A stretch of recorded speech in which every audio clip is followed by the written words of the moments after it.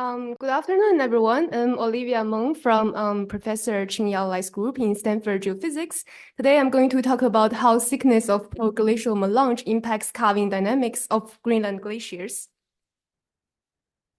Greenland ice sheet loses around 300 gigatons of ice every year, which equates to 1 millimeter of sea level rise, and 50 to 70% comes from the ice discharge at marine terminating glacier terminus. This video is showing the calving process in Jakobshavn Eastbury, which discharges the largest amount of ice every year. And we can see the calving of 100-meter land scale iceberg into the ocean. It's very important to understand this calving process because it influenced the projection of sea level rise by several meters. However, the glacier Mélange ocean system involves many complicated physical processes, and today we are going to focus on the effect from ice melange. Ice melange is a mixture of the sea ice and iceberg that sits in front of the glacier terminus and bounded by the lateral fjords. The force exerted by the melange onto the glacier terminus is called the buttressing force. This force, divided by the fjord-wise in the order of magnitude 10 to the power of 7 Newton per meter, has been predicted to be able to inhibit calving.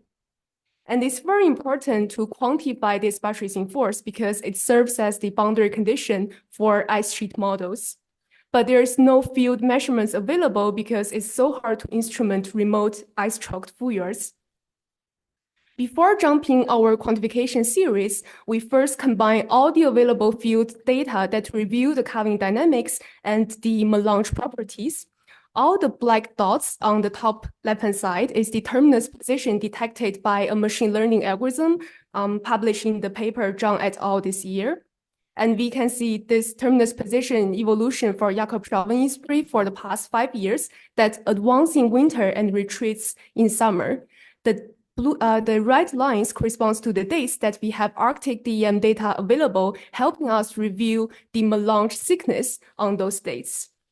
We find the melange is generally pretty thin when terminus retreats in summer. This first image is the two-dimensional elevation map retrieved from Arctic DEM in front of Jakobshavn Eastbury, and we can also combine all the data points into a point density plots that we plot elevation as a function of the distance from terminus, and we pick this maximum number of data points at any specific distance for the representative melange elevation profile. So when terminus retreats in summer, we find the melange is pretty thin and has a uniform thickness with a freeboard height around 3 to 5 meters near the glacier terminus. Whereas in winter, when the terminus advances, the melange is pretty thick, with a thickness gradient that is built up towards the terminus front and with a freeboard height 15 to 20 meters. So this field evidence show us the previous two-dimensional assumption of uniform thickness melange is invalid, and we really need to build three-dimensional melange model to quantify its buttressing force. Most importantly, there is a strong correlation between melange thickness and calving dynamics. Thin melange during summer when terminus retreats, and thick melange during winter when terminus advances. To quantify our discrete element model that's quantify this, to validate our discrete element model to quantify the melange buttressing force, we refer to the three-dimensional experiments conducted in Emory University by Professor Justin Burton and his student Kavinda Nisanka. So they put centimeter scale square particles into a water tank, and there is a plate on the left-hand side moving at a constant velocity as an analog to glacier motion. For more details, please come and listen to Kavinda's talk this Friday morning, and we validate our discrete element model both quantitatively and qualitatively. With the confidence in our three-dimensional discrete element model, we proceed to the iceberg scale simulation. Our particles are in cubic shapes with the power law size distributed from 35 meters to 140 meters. And we vary the initial thickness of the melange to study its impact on the buttressing force. These videos are showing the simulation results with initial thickness 310 meters melange. The left video is showing the melange lateral confined by straight fjords, which is pretty smooth. And the right video are showing the melange constrained by the rugged fjords that has uniformly spaced bulges. So the side view is show the height thickness profile of the melange, and the top view is showing the velocity distribution inside the melange.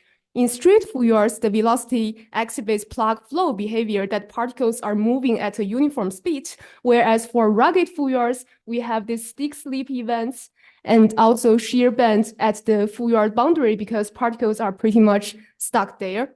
The buttressing force evolution also shows steady state behavior after 10 days of simulation. We combine all the simulation results by varying the initial melange thickness and different fjord geometries, and here are the results. If we plot the steady state buttressing force as a function of the melange thickness built up at the terminus in log-log plot, it shows very clear pattern that the thicker and denser melange will be able to enhance buttressing. All the triangular markers are for the rugged fjords, and all the circular markers are for the straight fjords. The color corresponds to the packing density built up at the glacier terminus. So can we predict this analytically with a continuum model? To build the 3D continuum model, the most important thing for ice melange is that it is a porous material. It has connected pore space. So at its bottom that is open to ocean, it is effective stress-free in terms of the melange skeleton because the total pressure there has been taken up by the pore pressure, which gives us this vertical force balance and the distribution of the vertical stresses. If we depth integrate this vertical stress, we will have the glacial-static pressure component for the buttressing force. And we add up the deviatoric stress components that relates to the velocity gradients will give us the final expression for the buttressing force. From horizontal force balance, how thick the melange can be built up at the glacier terminus depends on your fjord frictional properties and the length and width of your melange. So this variable is super informative, and it is actually all we need to quantify the melange buttressing force. And fortunately, we have field observation of it, either from ISI2 or LiDAR data, as Michael and Professor Leisner has, or the Arctic DEM. So can we have good agreement between these two models? We do have very good agreement between continuum and discrete element model. The dashed black lines are the continuum models, and the good agreement confirms that we can safely neglect the deviatoric stress components and only focus on the glacial-static pressure components.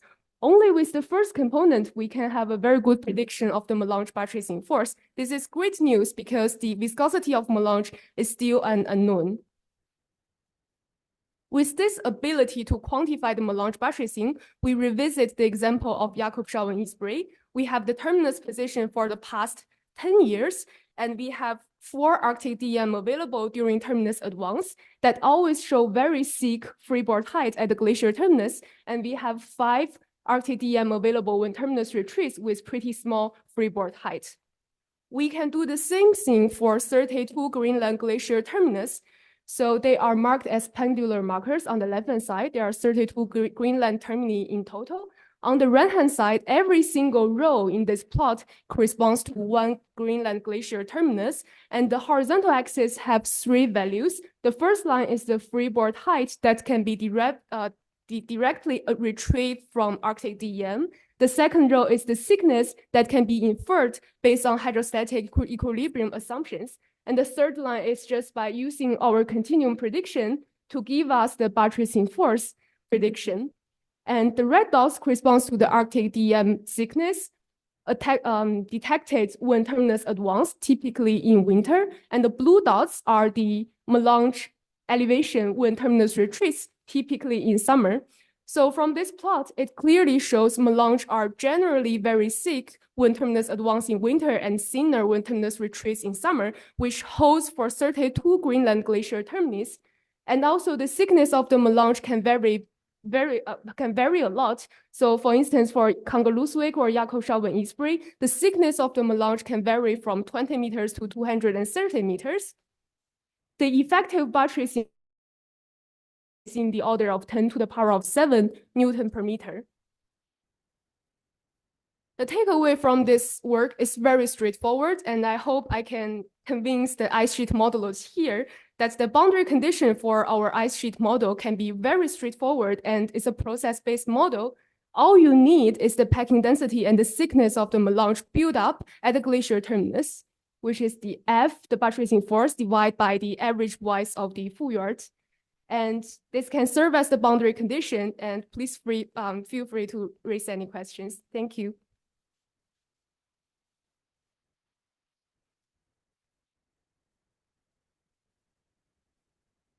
Thank you. Any questions?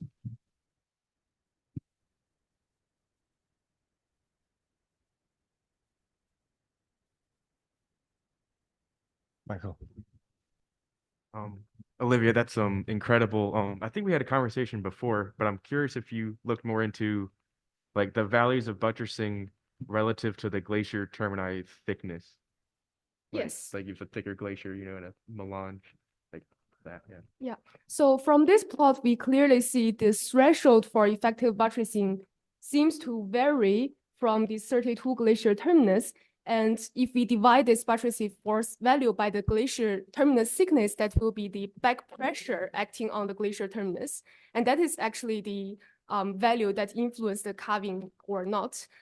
So we believe there are a lot of future analysis can be conducted by dividing this value by the glacier terminus thickness and also incorporate this into ice sheet model by considering all the environmental forcing such as atmospheric forcing or ocean forcing to figure out which one is the real factor dictating the calving dynamics.